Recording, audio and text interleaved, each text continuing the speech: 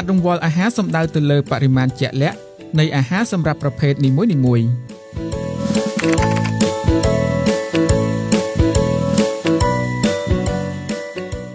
ឧទាហរណ៍មួយរង្វាល់គឺបាយមួយកូនចានឬពោតមួយផ្លែសម្រាប់ប្រភេទអាហារគ្រាប់ធញ្ញជាតិនិងពពុះម្សៅ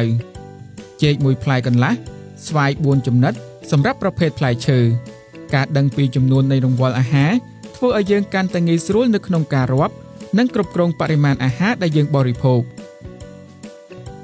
ដោយដែលយើងបានរៀនពីវីដេអូមុនរួចមកហើយអំពីបរិមាណអាហារដែលយើងត្រូវការគឺវាខុសគ្នាពីមនុស្សម្នាក់ទៅមនុស្សម្នាក់ទៀតបើទោះបីជាមានអាយុដូចគ្នា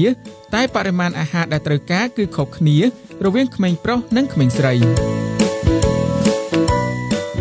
ឬក៏បរិមាណដែលត្រូវការគឺនៅតែមានភាពខុសគ្នាបើទោះបីជាអាយុឬភេទដូចគ្នាក៏ដោយក៏ប៉ុន្តែវាអាស្រ័យថាតើអ្នកសកម្មកម្រិតណា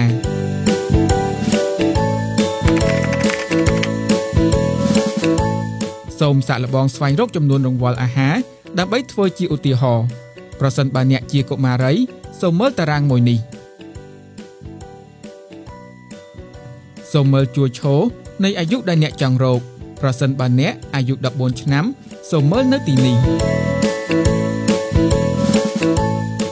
ឥឡូវសូមគិតអំពីកម្រិតសកម្មភាពរាងកាយ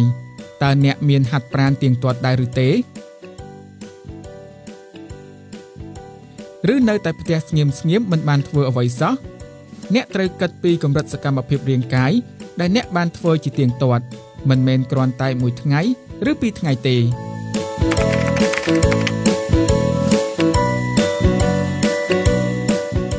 យើងអាចនិយាយបានថាកុមារីមិនសូវធ្វើសកម្មភាពរាងកាយដែលប្រើកម្លាំងខ្លាំងនោះទេគឺត្រឹមតែការដើរទៅសាលារៀនជារៀងរាល់ថ្ងៃនិងការធ្វើការងារផ្ទះនៅក្នុងករណីនេះកម្រិតសកម្មភាពរាងកាយគឺស្ថិតនៅក្នុងកម្រិតទាបឥឡូវយើងអាចមើលឃើញថាតើកុមារីម្នាក់នេះត្រូវការបរិមាណអាហារប៉ុន្មានរង្វាល់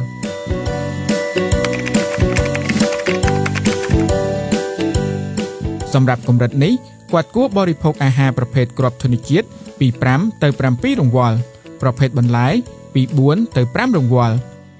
ប្រភេទផ្លែឈើ2រង្វាល់ប្រភេទអាហារសម្បូរប្រូតេអ៊ីន3រង្វាល់និងប្រភេទអាហារសម្បូរកាល់ស្យូមពី2ទៅ3រង្វាល់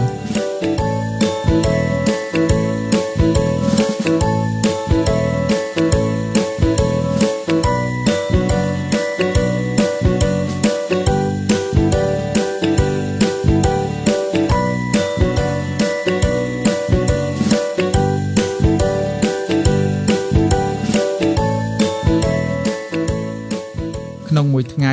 អ្នកគួរបរិភោគអាហារចម្រុះមុខពីប្រភេទអាហារផ្សេងដូច្នេះ